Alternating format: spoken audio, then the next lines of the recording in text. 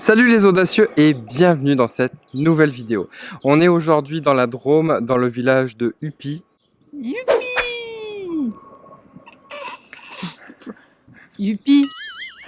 Voilà, Huppy, tralala. Youpi! Voilà, non, je ne suis pas venu avec mon porteur, c'est avec mon amoureuse. Voilà, ma chérie qui me fait le privilège et l'honneur d'être là pour la première fois qu'elle assistera à une de mes conférences. Donc ça va être un super moment. On... on a réservé en fait dans un domaine qui est juste incroyable, extraordinaire. On va vous faire visiter. C'est juste hallucinant. Donc on a toute l'après-midi pour en profiter et ce soir, on partage avec vous cette conférence.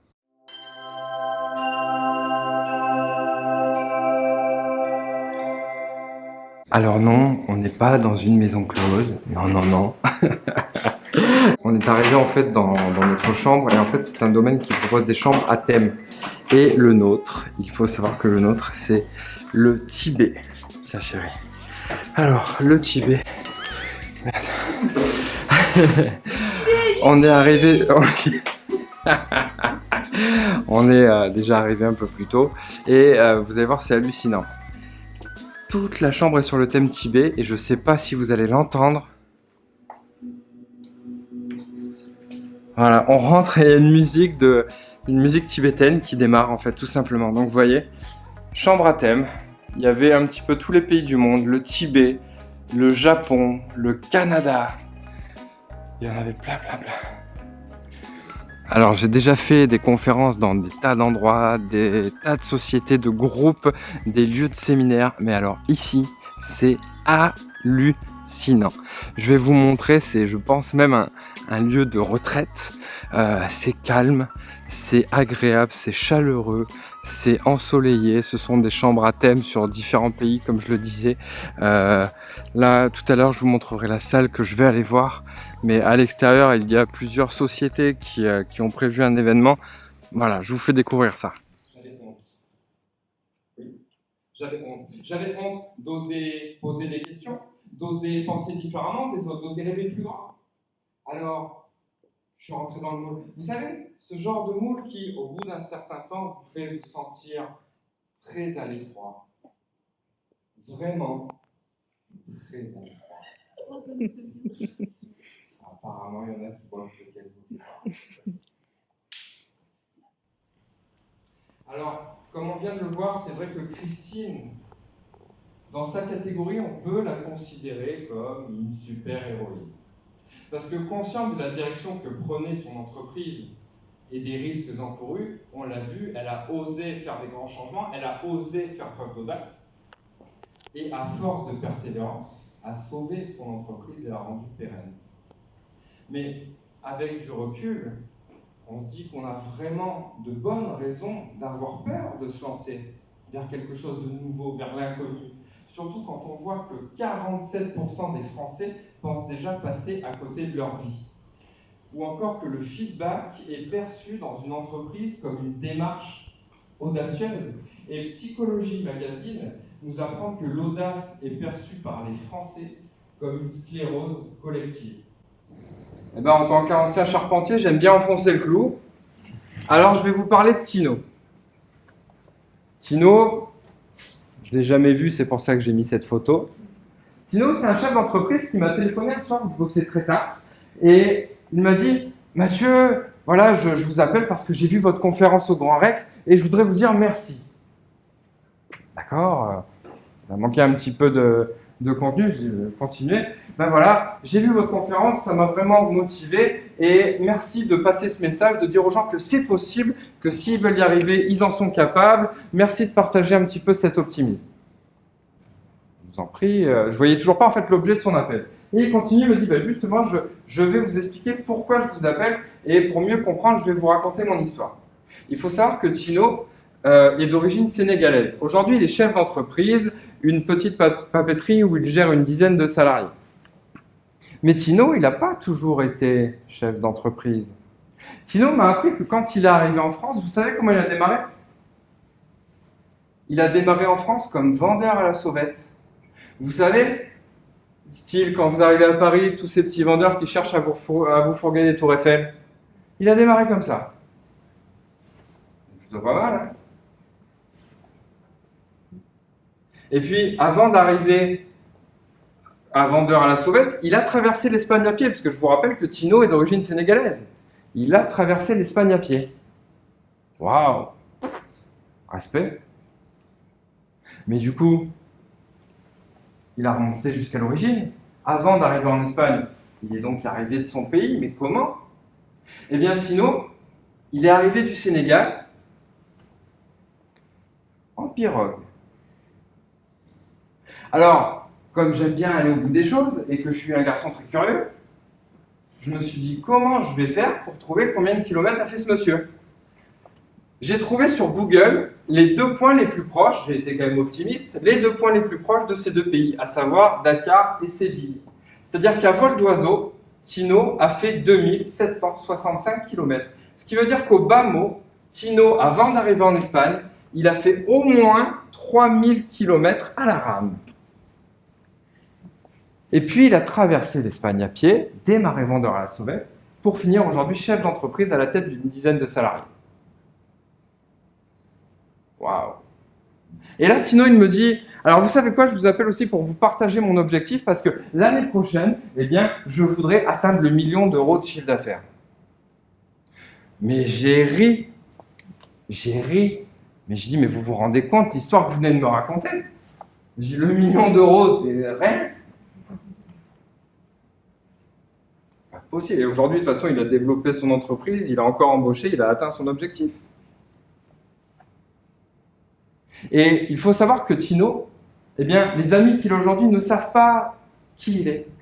En fait, quand ils le regardent, ils pensent que c'est un jeune de bonne famille qui a eu la chance de faire des études, à qui en fait tout a réussi. Ils ne savent même pas par quoi il est passé, il n'en parle pas.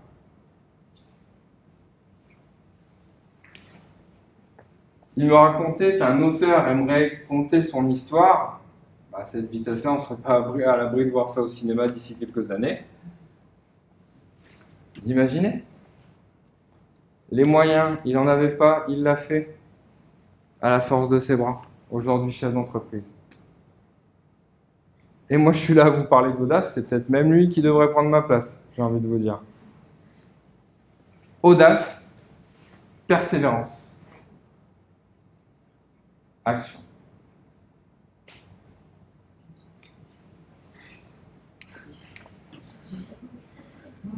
Alors, dans une période où finalement le management, même l'entreprise, finalement est en pleine mutation, on s'est bien rendu compte que faire, ça suffit plus.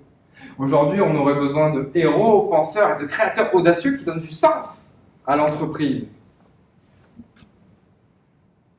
Et pour ma part, j'ai la chance et même l'honneur d'avoir rencontré un vrai super-héros. Un super-héros qui, par 3 fois, a vécu le cancer.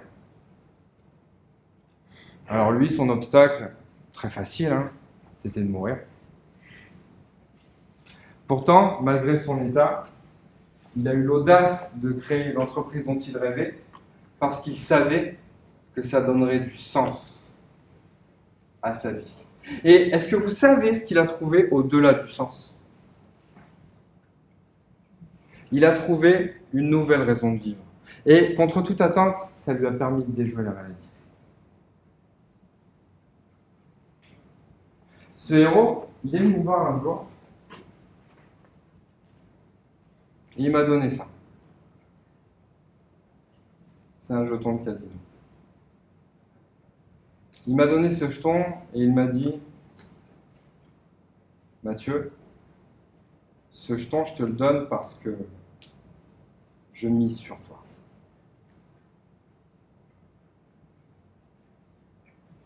Aujourd'hui, j'ai compris pourquoi. Ce jeton, il incarne l'audace, cette force intérieure qu'on a tous en nous. Et petite parenthèse à part, ce héros, c'est cet homme-là, Yannick.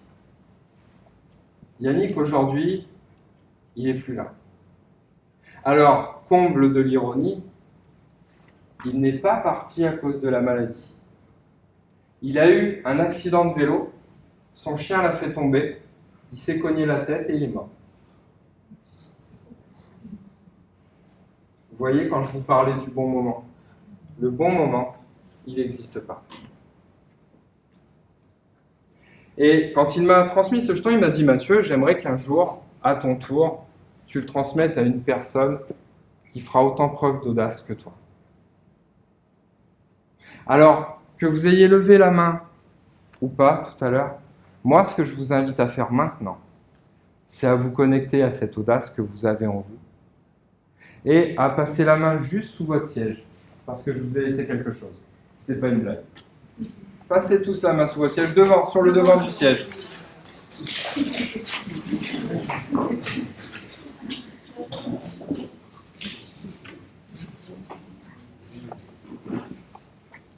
Tout le monde a son jeton, je me suis pas manqué.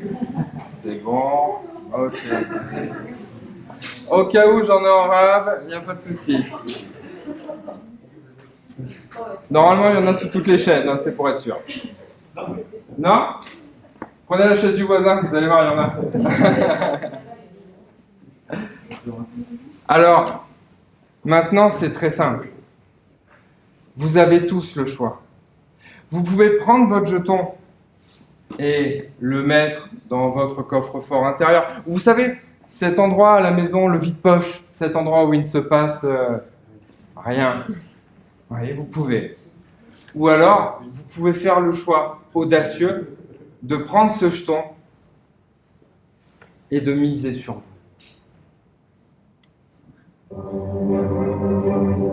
On attend tous des autres qu'ils misent sur nous.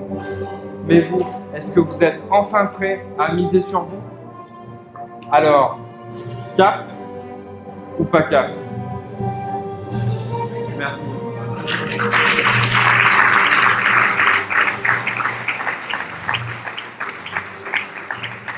Si tu veux devenir plus audacieux ou plus audacieuse, clique à gauche et regarde une nouvelle vidéo. En revanche, si tu as envie de devenir un super-héros ou une super-héroïne, clique à droite et abonne-toi. Bien sûr, tu peux aussi m'aider sur Tipeee, ça mange pas de pain et ça fait toujours plaisir.